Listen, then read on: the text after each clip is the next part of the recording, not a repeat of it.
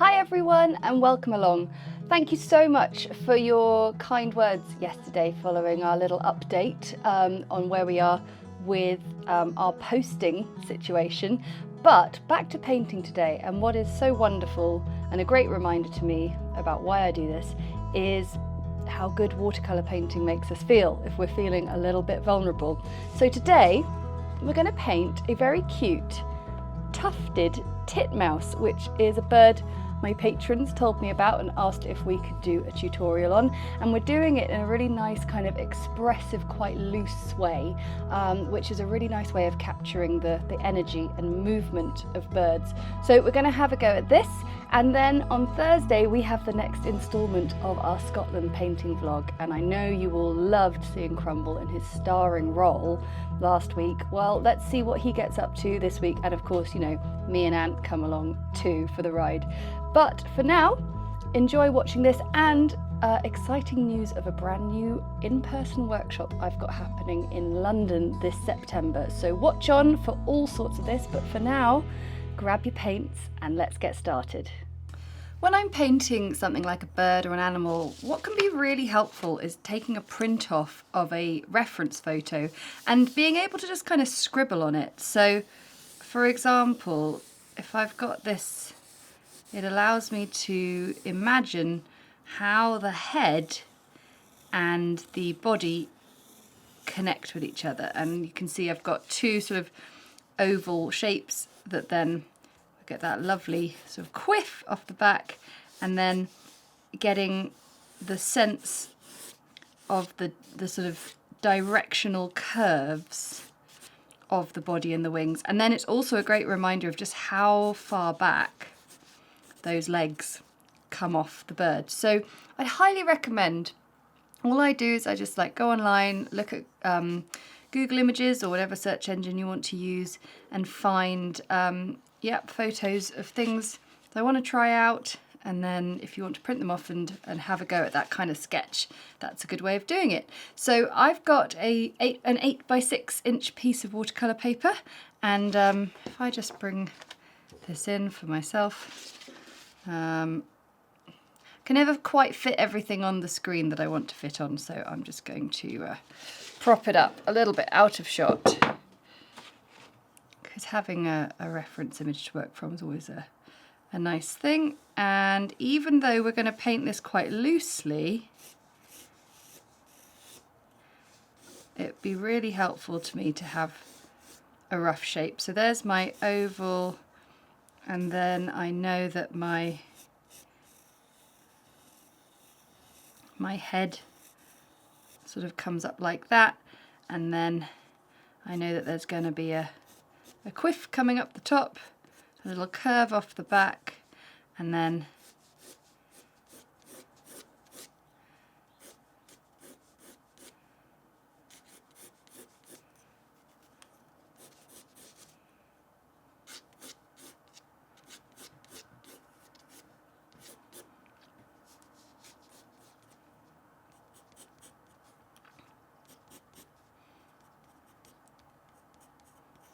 little legs, and then also I can place in where the beak is going to go. And I'm drawing this sort of quite heavily because I know a lot of you ask me to draw just a little bit more heavily when I'm doing these videos, but ultimately we need our pencil to be very, very light and faint. So now I've done this, what I'm going to do is use my 2 erasers, the hard one to sort of get rid of things that I don't want there at all.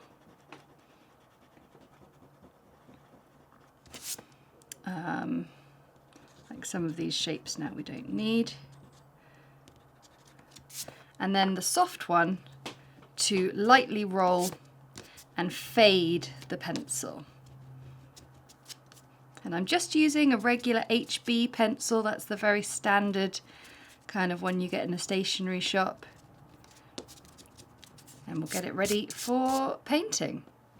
Now I love painting in watercolour in all sorts of different styles, whether it's really detailed, loose, but my favourite way is somewhere in between.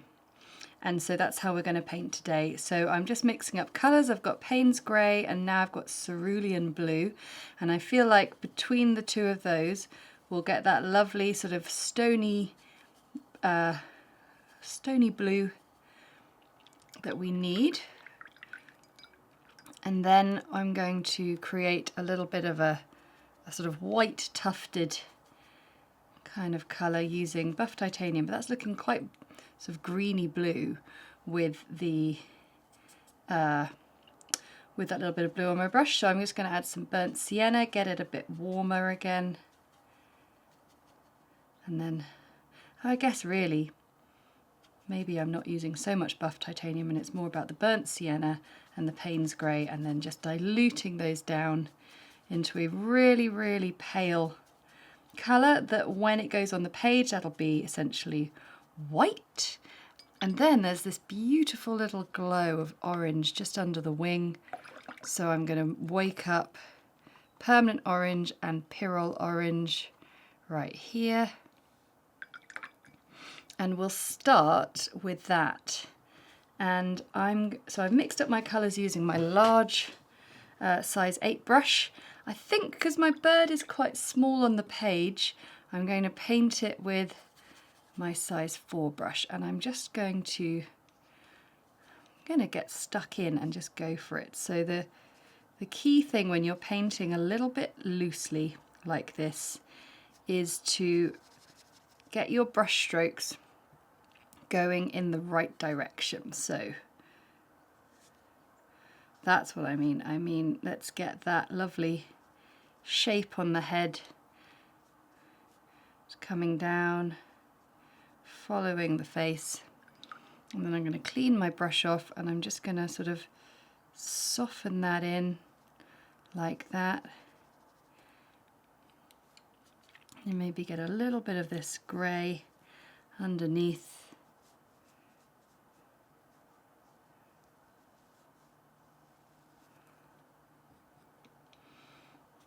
A little bit of my orange just creeping in here. And I'm just being careful to leave a tiny bit of a gap between the two of those. And now leaving a little bit of a gap again for that unpainted space.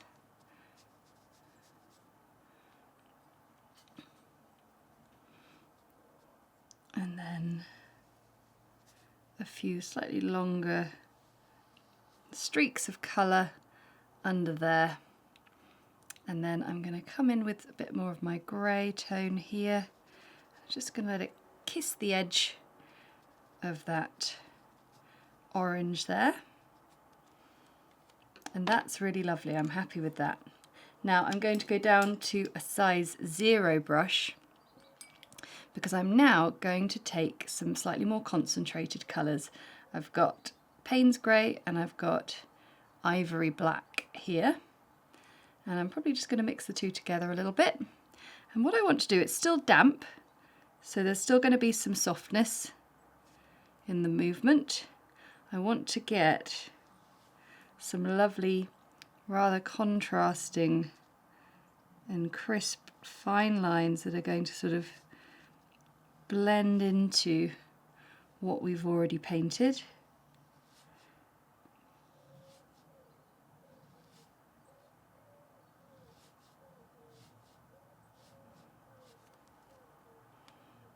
We've also got some darkness around the beak on the forehead. So what I'm going to do here is I'm just going to send it up onto that wet page there. So the eye, I'm just going to let that whole area dry first. I'm going to focus back on the tail feathers. So you can see there's just that tiny bit of softness, even though the colour is staying put mostly.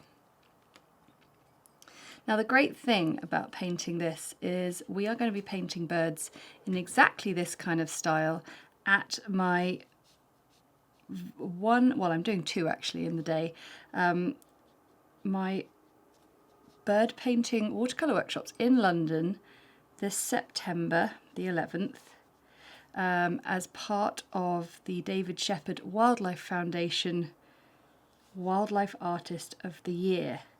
And it's an absolute bargain. Tickets are £30 to come and paint with me for a morning or the afternoon. 90-minute class, so a really nice, quick and light class where we're going to learn the basics of watercolour and then have a go at these rather expressive, lovely bird paintings. So you can get all the details of that. So I'm now just adding little bits of sort of glazes of brush strokes. And just softening this area here, but I rather like that kind of rather dynamic look. And yeah, you can get your tickets. I know they're selling fast because some lovely audience members already told me that they've booked their tickets. That's really cool. So if you're in London on the 11th of September, why not come over and paint with me? Okay, that's looking really nice. I'm going to take a little bit of burnt sienna and just add it into my bluey shades to just cool down the brown to create a branch colour. And with my size 2 brush, just get a bit of darker colour there to get a little bit of a underside.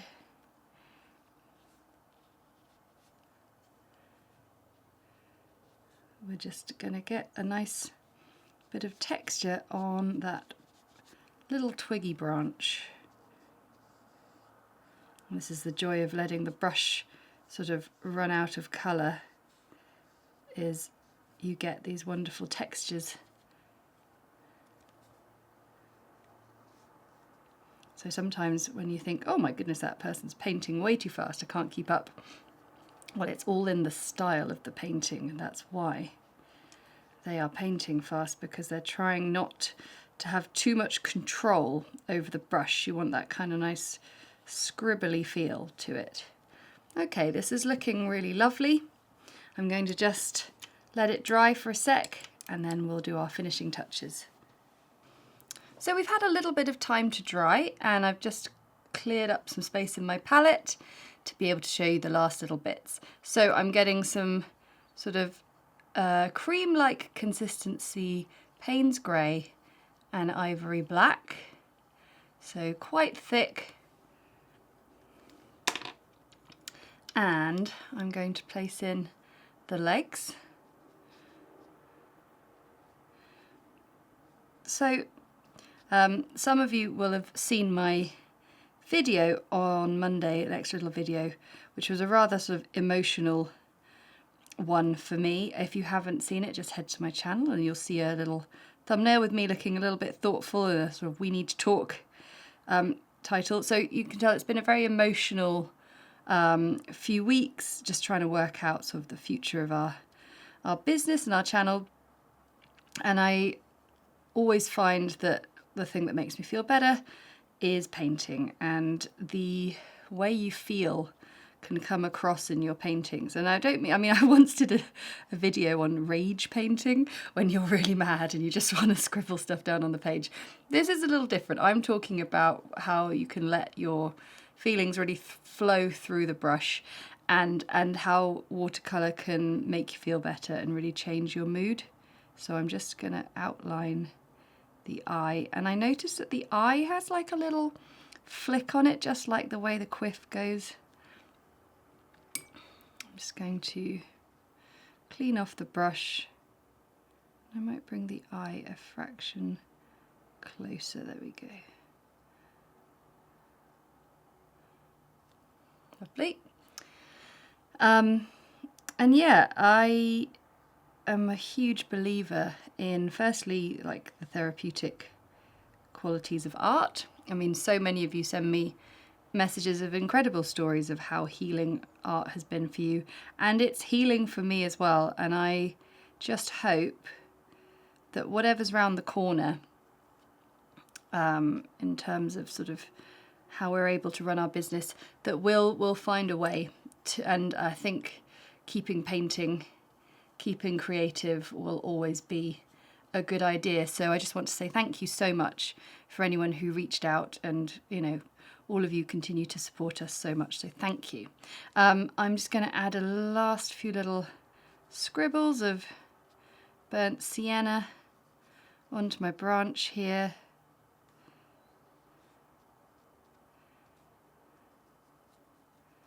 There we go. Layering that up with a nice bit of colour.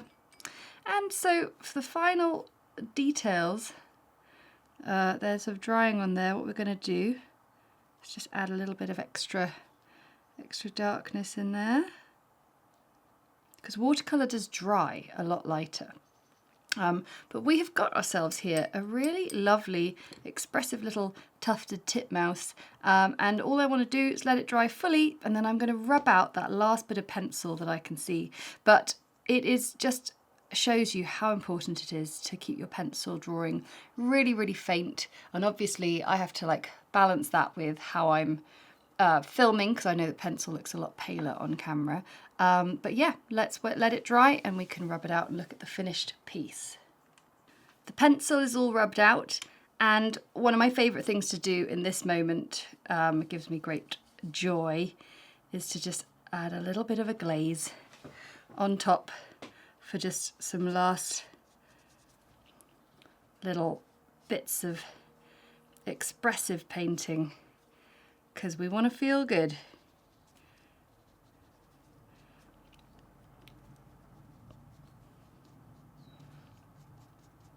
And I think also a glaze just sort of creates a bit more vibrance in the colour. So there I am, and I'm just wondering about maybe, let's get some Windsor blue